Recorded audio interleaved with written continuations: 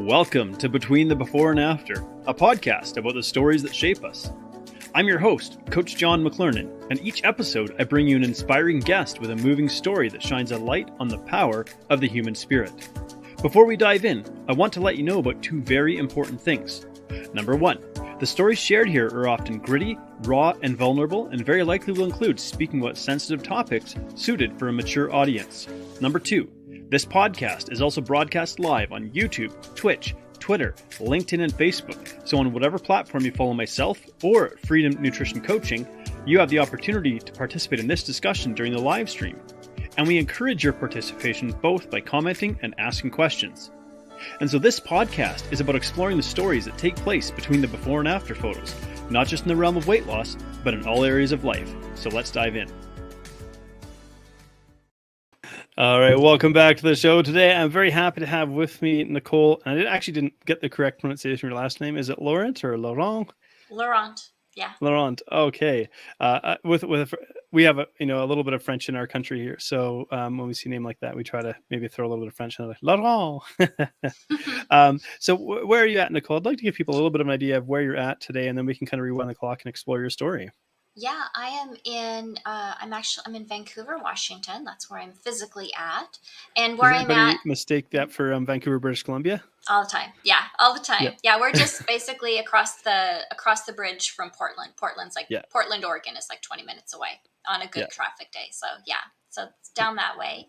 And where I'm at now is in terms of what I do in the world on a daily basis, is I'm a licensed mental health counselor. Who uses ketogenic diets to help people regain their cognitive function and to help treat mood disorders. Yeah, which is really, really fascinating. And I think why I find work like this really interesting is, of course, because there's very often a personal story behind looking for this as a solution. So, and just before we dive into that, I'll say I'm born in Vancouver, British Columbia, and lived in Victoria. So many times I've done the trip down to Portland. Both when I was in the Navy, we'd sail up the Columbia River to get to Portland, and other times we would drive down as well. So I have fond memories of the West Coast. So. Good. Yeah, it's beautiful. Yeah. So you're currently working with people using ketogenic diets, and you're also a licensed mental health counselor, meaning that you do counseling sessions as well as sort of nutritional, I guess we would call it nutrition therapy, to help people with different forms of cognitive impairment. What might that look like for somebody coming to you? What would somebody be experiencing where they say, I'm looking for help, and Nicole would be the person to help me?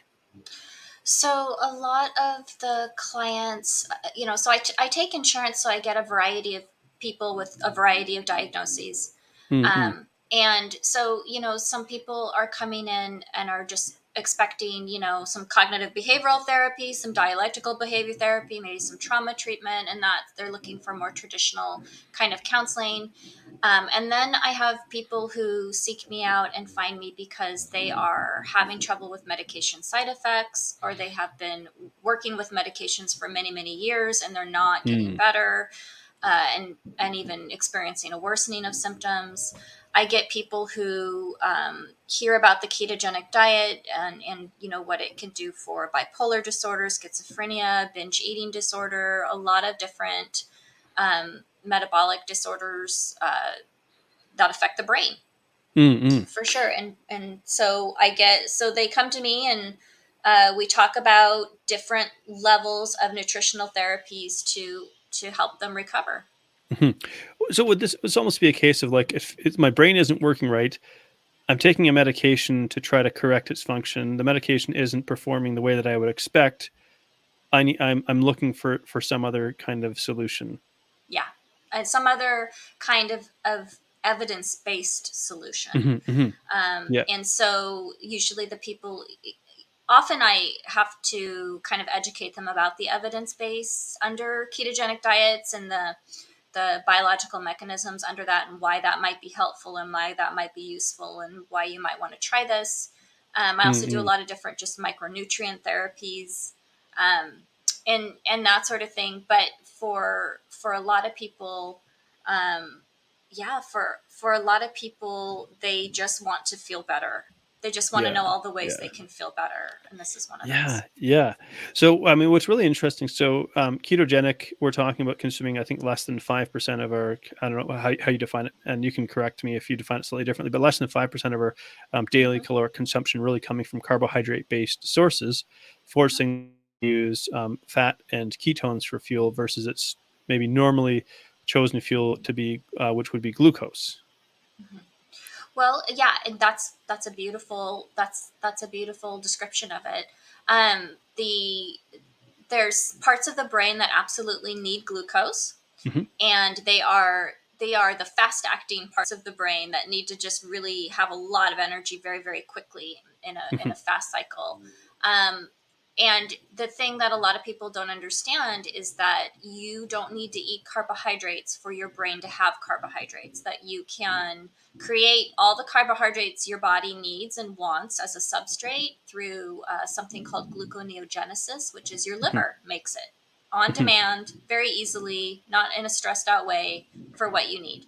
I was going to say And de so the novo brain, gluconeogenesis, yeah. yeah, and the brain loves ketones, and it really fixes a lot of different energy problems that happen in the brain when you're suffering from mental illness or from, neurodegenerative processes.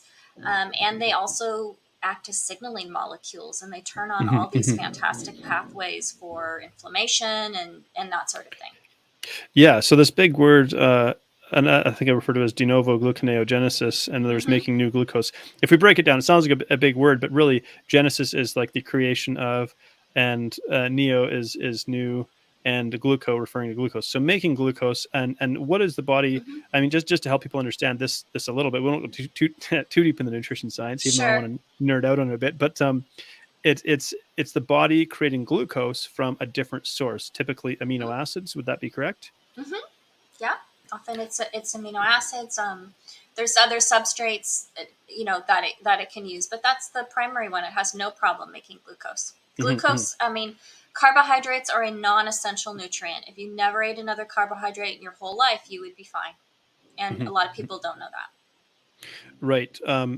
Well, it sounds like, because I mean, we're going to encounter carbohydrates if we eat even vegetables. So if we were, if Hmm. you know, do you?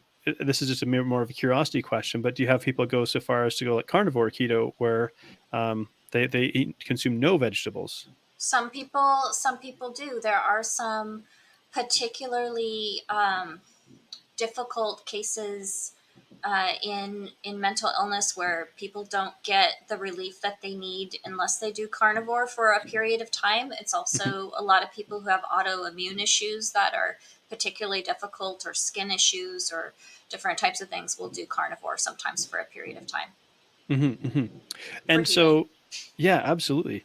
It can give your digestive system a bit of a rest as well, because Hmm. I think what a lot of people miss is that tough fibrous plant material is actually can be fairly difficult to break down and absorb Yeah. nutrients from, even if it is very nutrient rich. Hmm. Um, Now, of course, the keto diet has generated a fair bit of polarization. Over the years, because of sometimes maybe the fantastical claims that get made, or that the sort of hyped up claims, and so of course because of that, it's also attracted, could we say, like, detractors from this. And so I was just, I guess, wanting to clarify your stance, because I agree that carbohydrates are not necessarily an essential nutrient. If we never eat a carbohydrate again, we could still function. Whereas proteins and fats, they're building blocks. Hmm. Carbohydrate isn't necessarily a building block for anything other than glycogen that we store in our muscles. Um, but that being said, would you suggest that on a population wide scale that we would benefit from adopting it, or do you think the ketogenic diet should be used more specifically for, maybe more broadly, but more specifically for those who have sort of brain disorders, because it may not be a possibility for certain populations to entirely not consume carbohydrates. Sure.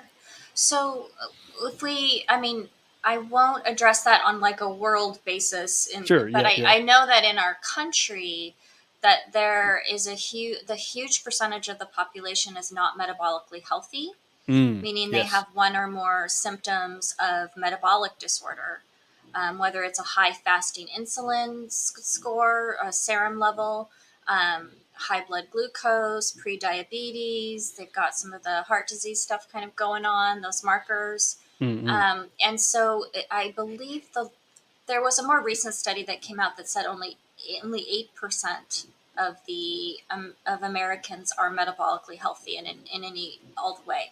I haven't really evaluated that study close enough, but the last one I did was 12%. So can Americans benefit their health by reducing carbohydrate intake? Absolutely, because that improves metabolic health. And I think that the majority of people are consuming way more carbohydrates than their body can handle, than they metabolically can handle, and it's causing a lot of damage and inflammation and all kinds of problems. I think we could say that we are awash, like swimming in an extreme overabundance of hyper refined carbohydrates that offer no nutritive value and actually do contribute to us being metabolically unhealthy. So if we go to a grocery store and we look at the aisles, they're just lined with various products, whether it's cereals and breads and things like that, that have been like super refined, but they're because of perhaps subsidies for crop growers and farmers and monoculture and the way that agriculture is run in North America. It's also a lot less expensive to make these products. So we have a bit of an issue there in terms of availability, and I think there's probably some socioeconomic factors that come into play as well. So those that are maybe economically disadvantaged, it's a struggle, and then there's like a whole almost like vicious cycle here. And one of my other podcasts, I have one of my co-hosts, Chris Wilkins. I'll give her a shout out, Chris, if you tune into this. I'd be really a fascinating conversation on that level. But I agree with you. I think that our brains would benefit significantly from a significant reduction in our carbohydrate consumption. And I've heard it referred to, and I'd love for you to speak to this a little bit. We're going to dive into your story too, but I wanted to tap into some of your expertise as well. I've heard like Alzheimer's and neurodegeneration referred to as type 3 diabetes. And I'm gathered you're probably familiar with that. And maybe if you could speak to that just a little bit, why that might be the case that we call like neurodegeneration or Alzheimer's and dementia type 3 diabetes. Yeah. So in probably about 80% of cases of Alzheimer's and early dementias, MCI, mild cognitive impairment, we see that there are areas of the brain that begin to not use glucose as a fuel well. Okay. It's as though the brain develops its own form of insulin resistance, and that's where that term of type 3 diabetes comes from. Yeah. And so when we change to a ketogenic diet for people who are having cognitive dysfunction, and, let me just say, brain fog, recurrent and chronic brain fog, if your brain is just not working very well most of the time or a lot of the time, you could really benefit from using ketones for fuel, because what that does is ketones bypass the broken machinery that is part of insulin resistance, and it just easily goes into that brain cell for fuel. Right. And ketones will actually upregulate cell batteries, making more of them and making the ones that there are more efficient. And so the brain gets this huge, beautiful influx of energy that it can then use to think and to rebuild and to repair oxidative stress and damage, and begin to store nutrients again and begin to have healthy action potentials in the between the membranes and all that good stuff. So it's a lifesaver for people with cognitive decline. So this is really fascinating, because it leads to the question, because now this is really, because I'm super fascinated by the brain. My work, I call it brain-driven weight loss. I'm really interested, but I focus probably more on the behavioral and emotional component of what drives our behaviors. But I think this is really, really fascinating. And I love my brain, and I want my brain to be healthy. So I try to get healthy fats every day, although I do still consume carbohydrates at this point in time. Any cognitive impairment is probably because I have a toddler who doesn't sleep. No sleep for you. Yeah. No sleep. So that's a tricky one to kind of overcome.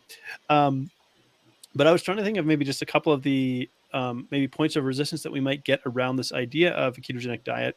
For example, saying that it contributes to heart disease, or being concerned about blood cholesterol markers, consumption of saturated fats, things like that. So when someone raises these kinds of concerns, how do you go about addressing them, or what does the evidence? What have you found within the evidence around these topics of say heart disease and consumption of saturated fat? I have my own thoughts, but I'm curious. Well, they're still figuring it out because, all the studies around saturated fat and the links that it has to heart disease and that sort of thing. First of all, those are epidemiological studies. So they're just associations and connections. But really, the my understanding of the biochemistry that kind of happens in heart disease is inflammation. So inflammation is really the first assault to the endothelial wall. Yes. And once that inflammation gets going in there, that is the point of dysfunction. And there's nothing more inflammatory to the body than a high carbohydrate diet, except maybe some toxins exposures and some disease or acute disease processes and stuff. But yeah, nothing causes inflammation like a high carbohydrate diet, highly refined carbohydrate diet, or even carbohydrate level that your current level of insulin resistance can't handle, right? Can't manage to get in the cell. And so it causes a lot of inflammation. And my understanding of the process by which this happens, once that occurs, then you get the accumulation of plaques. You get it's like the body's trying to spackle, right? Yeah. And that's that piece. Now, there are people who do higher fat diets, low carb diets, ketogenic diets, and they are still concerned about their cholesterol levels. Cholesterol is actually quite protective, especially of older populations, in that it helps them fight acute disease processes, bacteria, that kind of thing, viral infections. Well, I think of cholecalciferol, for example, which vitamin D3, which is cholesterol. Yeah, and cholesterol is a building block for testosterone, estrogen, and probably for other hormones as well. But I'm a little rusty on my endocrinology. Yeah, so. yeah, and so I'm not worried about it. And I think they're still figuring it out. And are there some subtypes of people who have very high cholesterol, and then we break down the sizes of those cholesterols and try to figure out the LDL and figure out, this person has a lot of small, what's going on? What's the triglyceride HDL ratio? Does that mean we should break it down? Like, there's ways to kind of deal with it, but fat has been exonerated. Saturated fat has actually been exonerated in the literature for quite some time now, and I'm not sure what is taking doctors so long to get that information. Well, the medical industry is kind of slow to catch up, because the research that really came out sort of blasting saturated fats was over 70 years ago, like back in the 1950s, with some flawed research. And so, and I agree. Here's how I think about it. Like, let's say if I'll give a quick analogy, and then I have another question here, and then we'll dive into your story, because I'm also fascinated to tap into your brain here, but I also want to explore your story. But the way I think about it is, if we're under stress, for example, our blood pressure increases, and our heart is like a pump, and the valves are like piping, but it's like a rubber piping or rubber hose that can stretch and expand and contract again. And that ability of the blood vessels to stretch and then contract, kind of like a rubber band being stretched and whatnot, is what helps to move blood throughout the body. Now, if we have high blood pressure, we're kind of keeping them in a more stretched state all the time. So whenever, and we know, like, if we stretch rubber or hold it in a stretched position for all the time, eventually it starts to develop cracks, and then and potentially hardening and stiffening as well. And so if that's the case, then we need to put patches on that so it doesn't split open and us hemorrhage internally. But if we're going to patch up a crack in a blood vessel and you have water flowing through it, it's because blood is aqueous, or it's a water-based fluid all the time. You can't have a water-soluble patch on the blood vessel wall. So now you've got to use a fat-based molecule that doesn't necessarily easily dissolve in water to patch up those little maybe cracks and damage to the arteries. So I don't know if I'm 100% correct there, but that's kind of how I've pictured it in my mind. That's a good analogy. Yeah, absolutely. So thinking about flawed studies, I think it was only recently something came out around Alzheimer's studies that was based on flawed research going back to the early 2000s. There was a researcher who manipulated data, manipulated brain scans and things like that. And it was a foundational piece of research that a lot of Alzheimer's research and dementia research has been built on.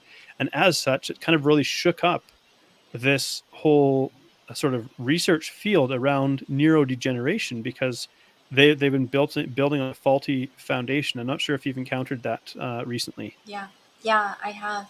And that doesn't surprise me at all, because the pharmaceutical industry has been trying to develop medications based on this idea that plaques are the culprit for decades, and people do so poor in those trials that they literally have to take them out of the trials because they get worse so Hmm. badly. And people have been talking about this.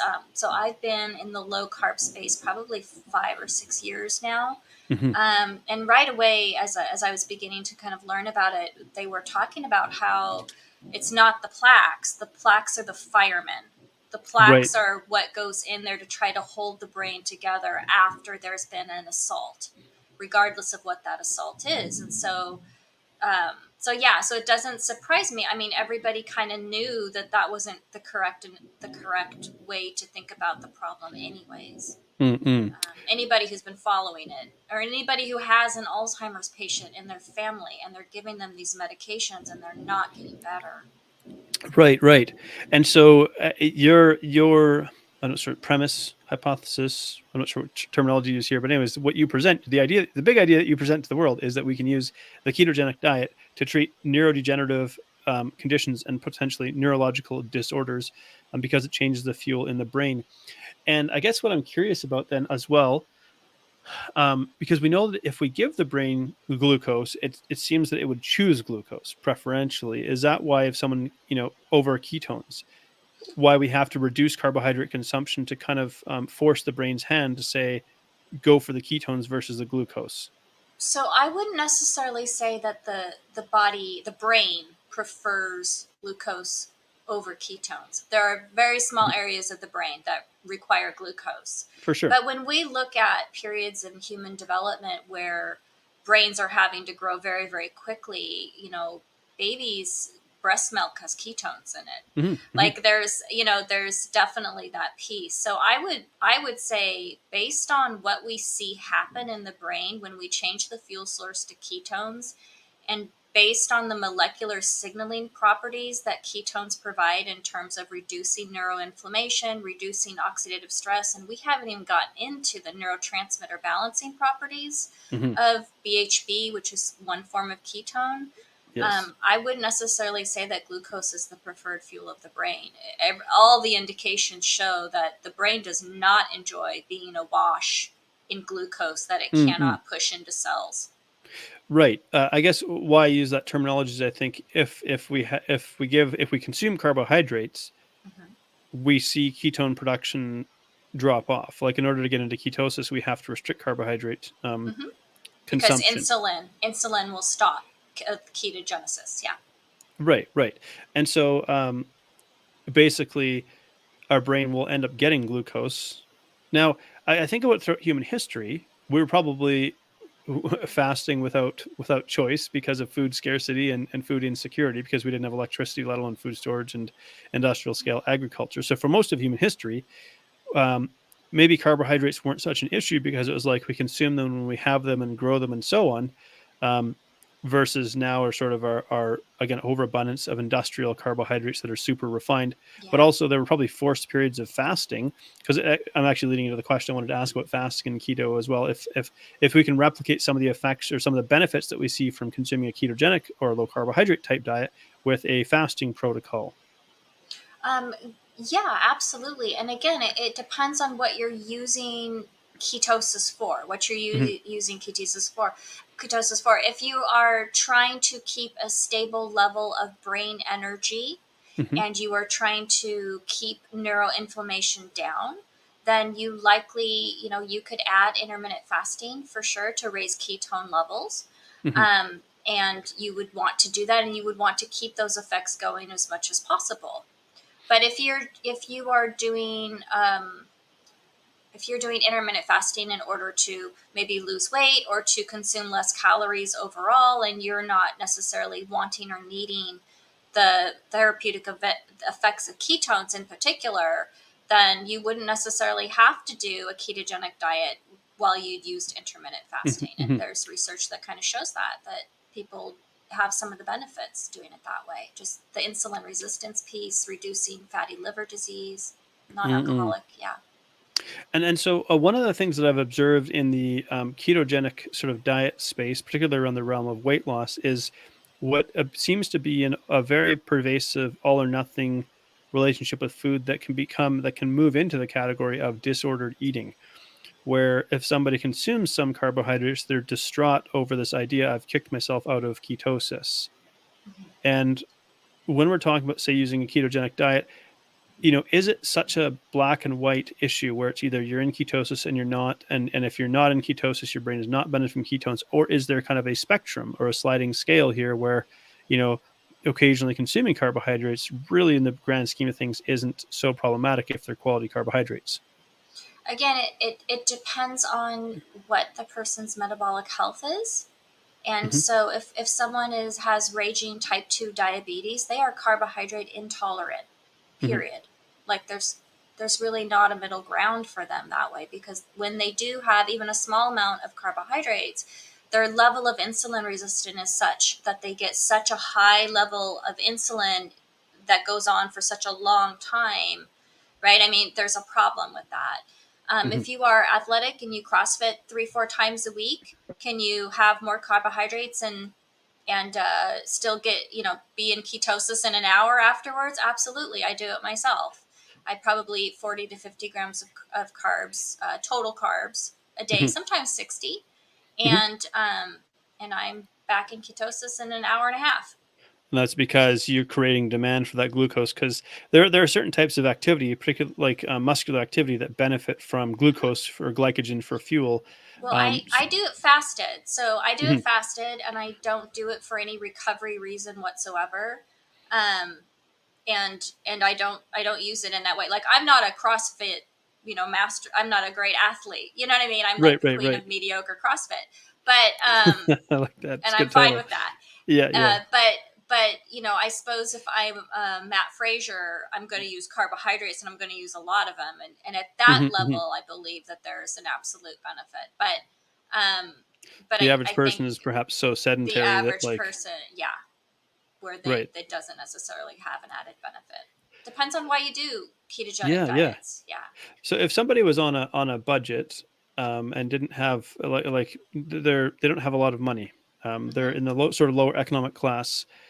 Um, how would you encourage them to go about adopting the ketogenic diet? Because I think there are healthy fats and there's unhealthy fats, and again, what we see is sort of maybe the industrial production of unhealthy fats being um, one another component contributing inflammation, such that, say, for example, polyunsaturated fatty Yeah. acids coming from your industrial seed oils, canola and whatnot, soybean oil, that are also pro-inflammatory versus anti-inflammatory. And we know, as you mentioned, that inflammation is a contributing problem to both heart disease, metabolic disease, and also neurodegeneration. Hmm. And mood disorders. Yeah, Hmm. Hmm. for sure. Yeah. So, would you? I guess maybe the question is, would you recommend different types of fats and some fats versus others? And then, if someone's like on a budget and looking at, hey, maybe I'd like to try to eat in this way, how might I go Mhm. about this? Yeah. So I have on my mental health keto blog website, I have an article about how to do keto on a budget. And some of Cool. the things that are on there are ideas for less expensive cuts of meat, ways of preparing those cuts of meat so that they're tender and delicious. Mm, Um, you know, utilizing things like sardines, but not in canola oil, sardines maybe in olive oil, mm, mm. different types of things, eggs, cheese if they're doing dairy. Sometimes when people are working on rescuing cognitive function, they want to stay away from dairy for a while. Right. Yeah. So it's a meat and vegetable kind of thing, and some people will automatically begin to intermittent fast. That saves a whole meal's worth of food for sure, Right. because it kind of naturally happens. Because Yeah. most of us have like stored calories on our body that, Hmm. I say at my peak, I probably had enough calories stored in my body in the form of body fat that I could survive for a year to a year and a half without eating.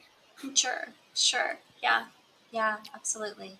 So now, I mean, I've picked your brain, but I really want to get into your story, which normally I do earlier in the podcast. But I've just been enjoying sort of tapping into your Yeah. expertise here. How did you get to the place? You mentioned you've been in a low carb space for 5 to 6 years. How did you get to the space where this is what you started to pursue? What was happening for you?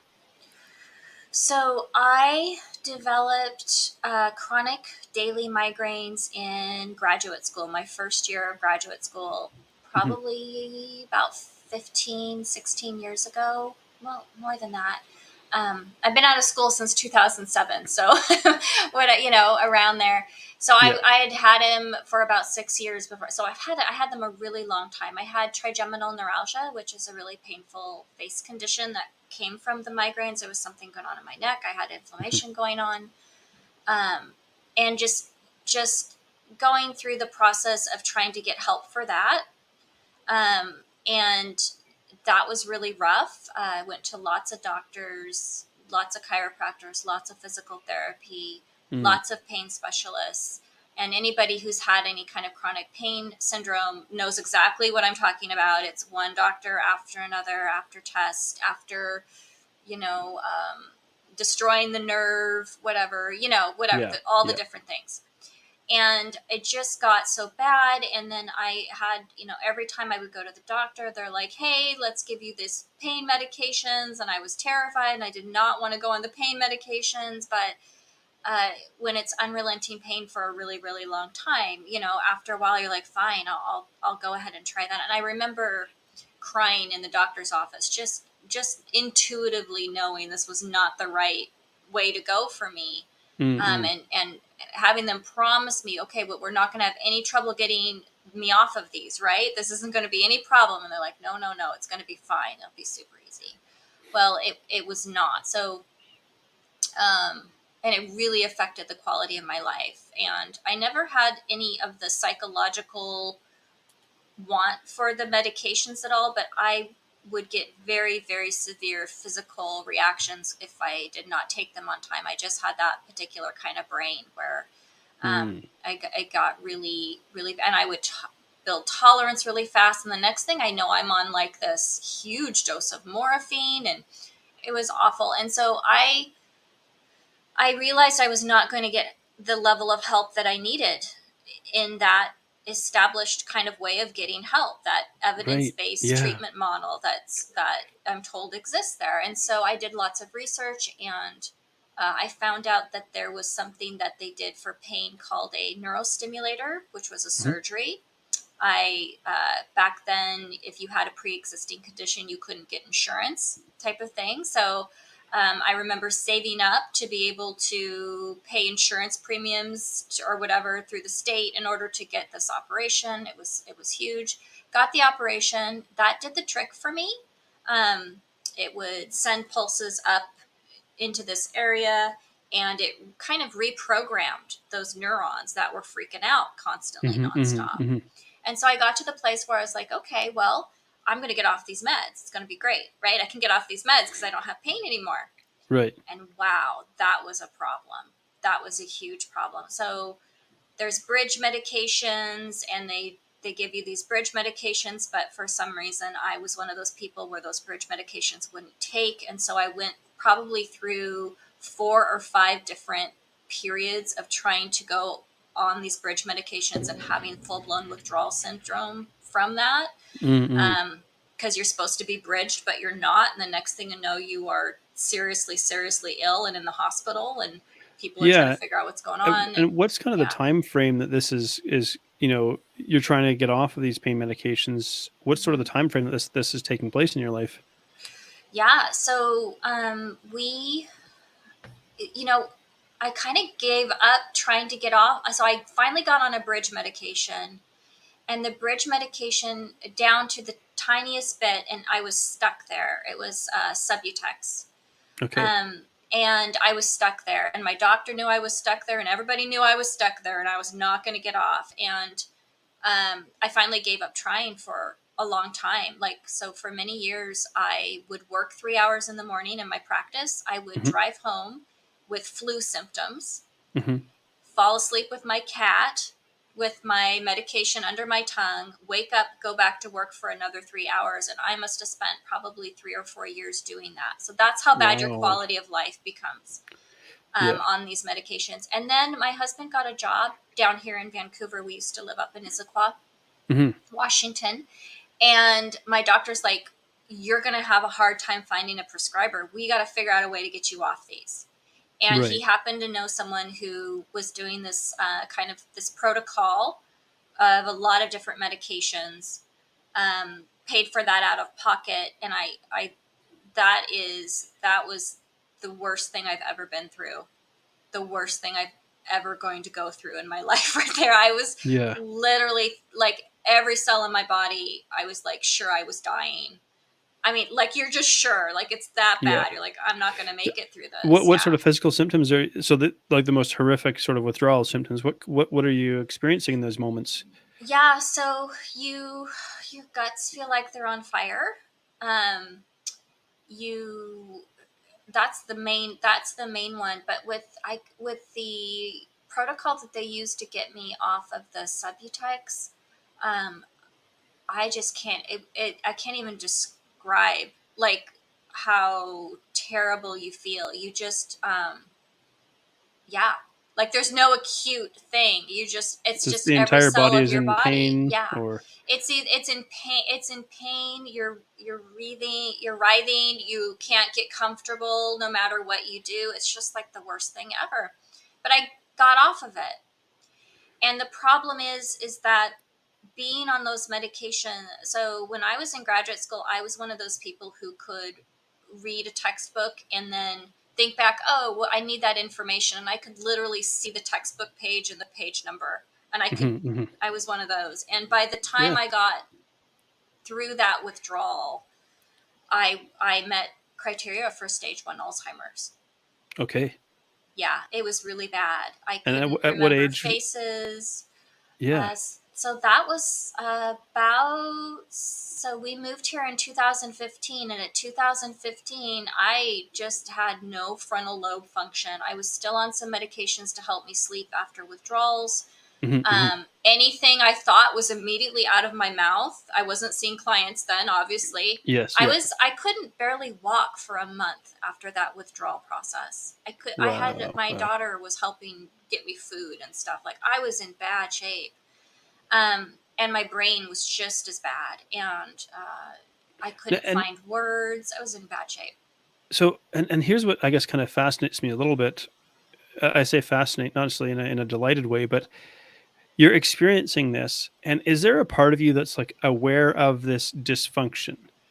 And because I think about those who have this sort of taking place, and what, and maybe like almost feeling like trapped because you're like, I'm aware of this dysfunction, but I'm helpless to do anything about it. Yeah, exactly. It's like, wow, I can't believe that just came out of my mouth. Or, wow, that took me a really long time to find that word. Or, I really don't remember meeting that person. Right? I mean, stuff like that. Which is really like disconcerting, I would think. Yeah, it was a huge difference in functioning from when I began with my chronic pain disorder to the time I ended. And those medications, they're huge hormone disruptors, the opioids are, and they're also huge nutrient depleters. So, I'm getting, I had a neurodegenerative process going on as I was taking those medications for probably over a decade. Right. And then the stress of the actual detoxification and what happened there. And I just was not functioning. And I was very aware of it. And I very, very slowly began to get better, but I was never close to being pretty much back. Feeling like yourself again, really. Yeah. And I was thinking I'm going to have to retire maybe because I just, I'm having trouble remembering my clients' stories a little bit. I'm having trouble, like, important things. And I was doing good work. But I wasn't doing near the work I can do now, and I wasn't doing the work that I wanted to do. And so I thought I'm going to have to stop maybe being a therapist and do something else, that is going to work with my limitations. And so I'm better. I'm functioning well enough because you can really function in this world without a completely working brain. You really can, Our brain is quite remarkable in that respect, I will say. Yeah. You go to the grocery store and you forget 5 things, but you're like, man, I'm going next week. It's fine. Right. I mean, you can get through it for sure. But I was listening to podcasts because I couldn't read. My cognitive energy, the ability to read, was gone for me, quite frankly. I couldn't keep my focus past it's exhausting. That's what happens. So, again, I went from a 4.0 in graduate school to, not being able to read for any amount of time. So I was listening to podcasts because I seem to do better with that. And I listened to one that talked about the ketogenic diet and the effects on the brain. And that was all I needed. And then I listened to 50 more podcasts because that's how much repetition I needed at that point to learn and to handle the information. I was really not I wasn't able to learn.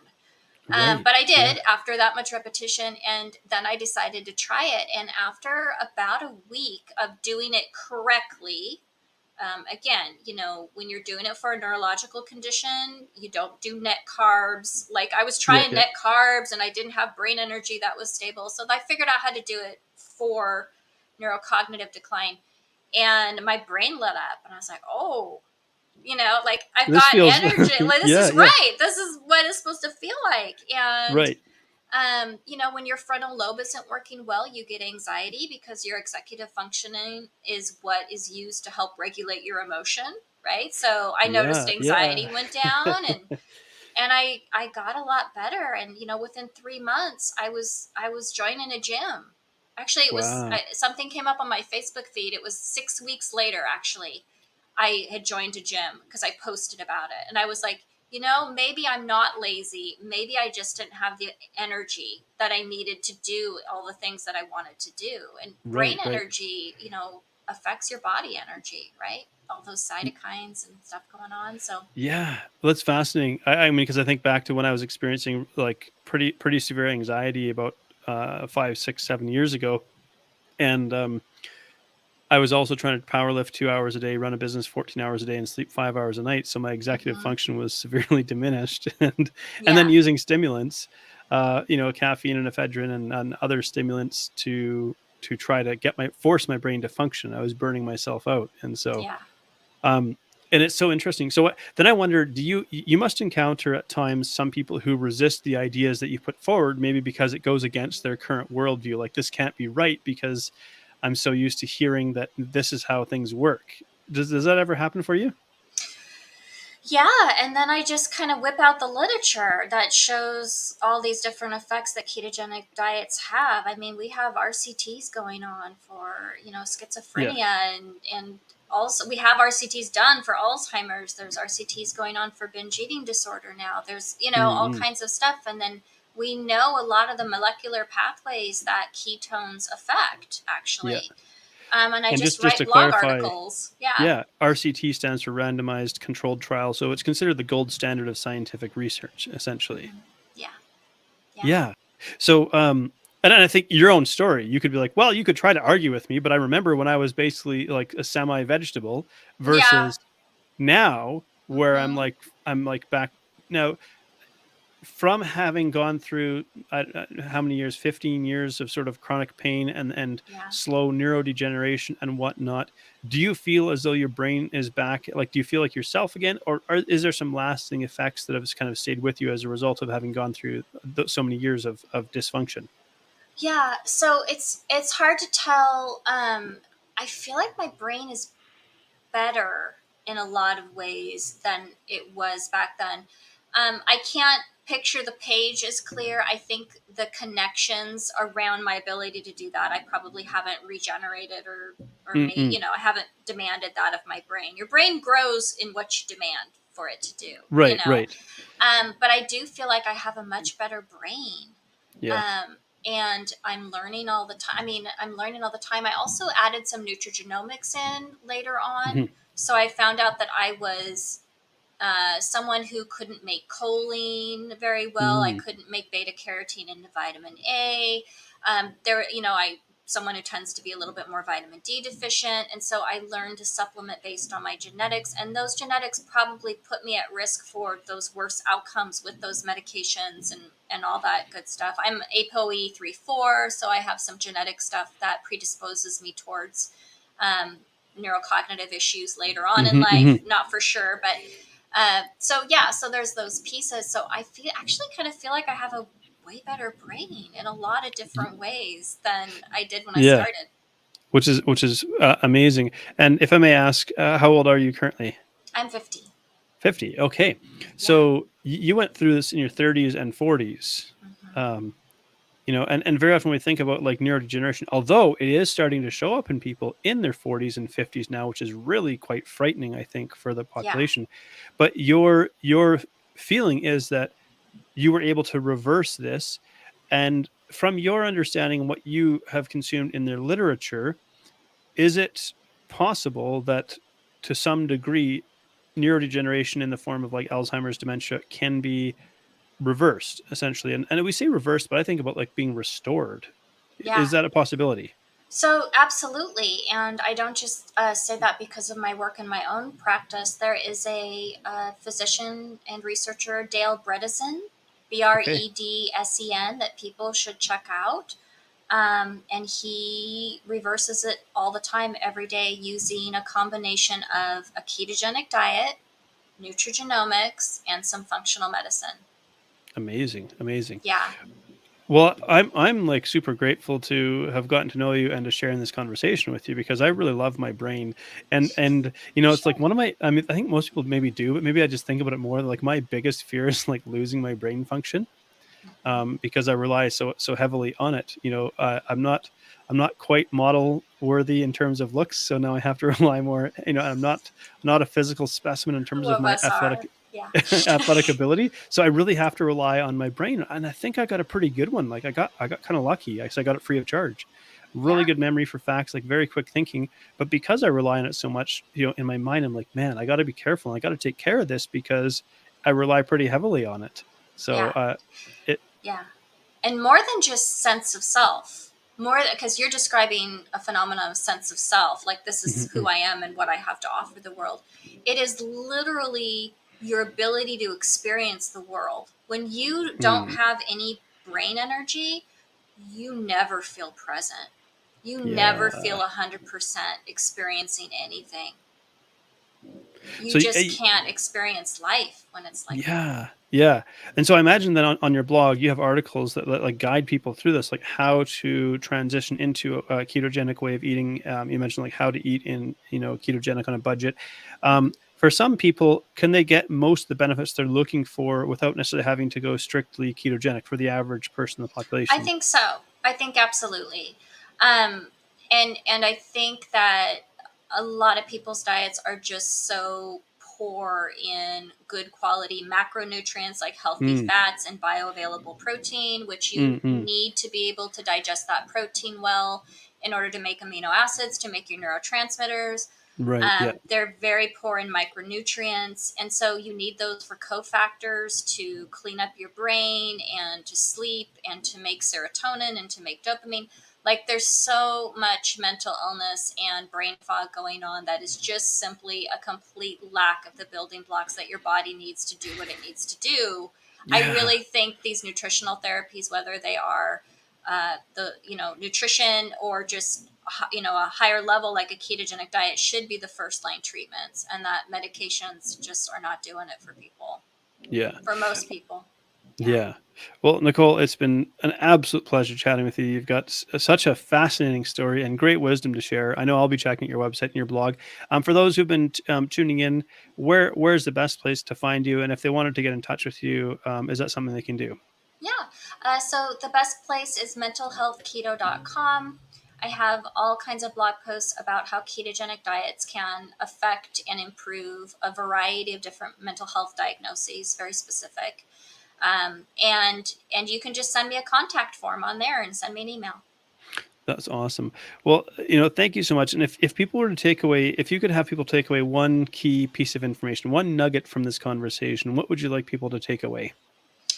I think it would be that you really need to understand that nutrition directly affects your mood. Mm, It directly affects your mood. It's not this nebulous thing where you eat this thing and then feel, you're not making the connection between your diet and how crappy you feel. You yeah. really need to pay attention to that. It really is the holy grail. Yeah. Well, thank you so much, Nicole. It's been such a pleasure having you on. Thank you. Thanks for having me. Thank you so much for tuning in to Between the Before and After. If you've enjoyed this episode, please like, share, subscribe, or leave a review, because that helps this podcast to reach and inspire more people. I love exploring the stories that take place between the before and after, the powerful experiences that shape who we become. And I love human potential. I love the possibilities that lie within us.